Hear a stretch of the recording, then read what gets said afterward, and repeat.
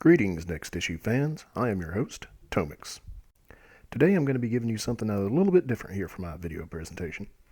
Today I'll be giving you a sampler platter of a couple of my favorite series. Some I've mentioned in the past and some might be brand new to you. Though one thing is common through all of these, I am greatly entertained by all of these titles. And of course, if you want to find out more about any title individually, a little bit ahead of any schedule that might be put in place here at the Next Issue, you can always go to our Patreon account there at www.theculturecache.com and let your voice be heard. First, I'd like to talk about one of the more mainstream of the titles that I've got before you this evening, and that would be Starman. Starman was, of course, one of the members of the old Justice Society of America way back when your dad and grandfather read comics. What I'm talking about specifically is the Jack Knight Starman. These issues are collected in graphic novel forms, the first volume being Sins of the Father. Now, it's going to sound like I'm giving you a major spoiler, but this is something that literally happens on page 2 and really helps set up the story of who the next Starman is. As most superheroes do, at some point they have to retire. The original Starman has 2 sons. The oldest one, David, decides to take over the Starman mantle. On his first night out, he is shot and killed. The other son, Jack Knight, is a junker and scrapper. Think American Pickers, but a little bit more entertaining. Because of the death of his brother and attempts on the life of his own father, he begrudgingly has to take up the mantle of Starman, primarily his dad's gravity belt and star rod. And what we find here is a superhero who does not want to be a superhero. He goes sans costume, and in a lot of further issues, his attire is more streetwise and almost just happens to be whatever he's wearing that day. To me, the great thing about the Jack Knight attitude towards being Starman is it's not particularly emo. He has a vision for his own life where he is a junk collector and reseller, and superheroing was nowhere near in his life plans. But understanding that he's got a job to do that only he can fulfill, he will take up the mantle and do what needs to be done. Though sometimes, and this is a semi-spoiler for the Sins of the Father sort of bonus issue at the end of the story, he will find unique ways to deal with problems that most traditional superheroes might not think about. Next, I've got a title for all you history buffs and more mature readers out there. This title is called Uber. This book is set in an alternate reality of World War II, one in which the Germans are able to genetically create superhumans, Ubermensch, whatever you'd like to call them. These genetically modified tanks are able to take out entire squadrons, sometimes entire armies, all within the blink of an eye. Don't get me wrong, this is not your standard super Nazi comic book storyline.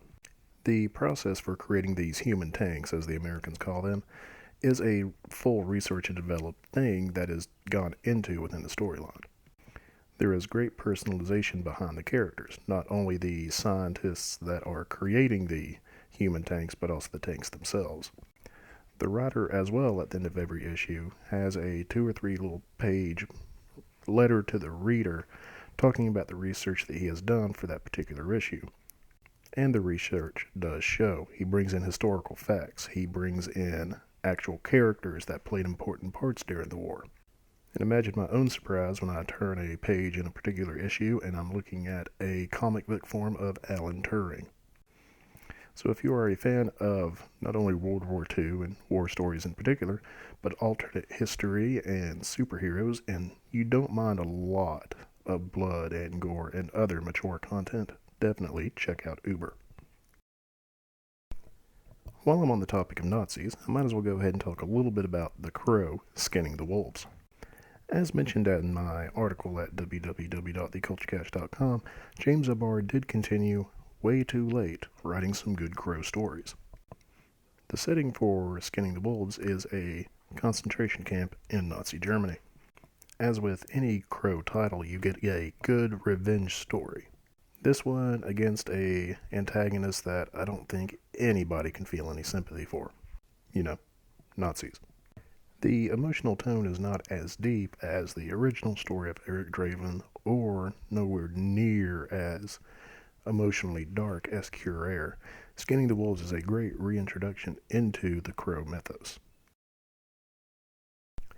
While on the topic of revenge stories, I've got to bring up Big Man Plans. Now, bear with me on the premise of it because it might sound a little boring at first, but I guarantee you I can sell it to you. It's the story of a Vietnam veteran, Special Forces, who's been bullied his entire life, picked on, comes back from the war, between the war and nowadays, loses everything, including his mind. He snaps and starts killing people that have been doing wrong to him throughout his entire life. Now, here's the selling point. The protagonist is height challenged. Boom. I think I just sold 4 issues of this comic book. It is a nice, violent, profanity-filled, fun read.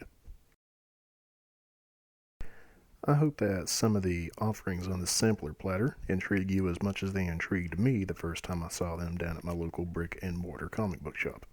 And as I mentioned earlier, if there is any title you wish to hear more about, you can always push the coverage of it up in the queue by going to www.theculturecatch.com and clicking on the Patreon donate button. I would like to thank you and remind you to stay tuned for the next issue.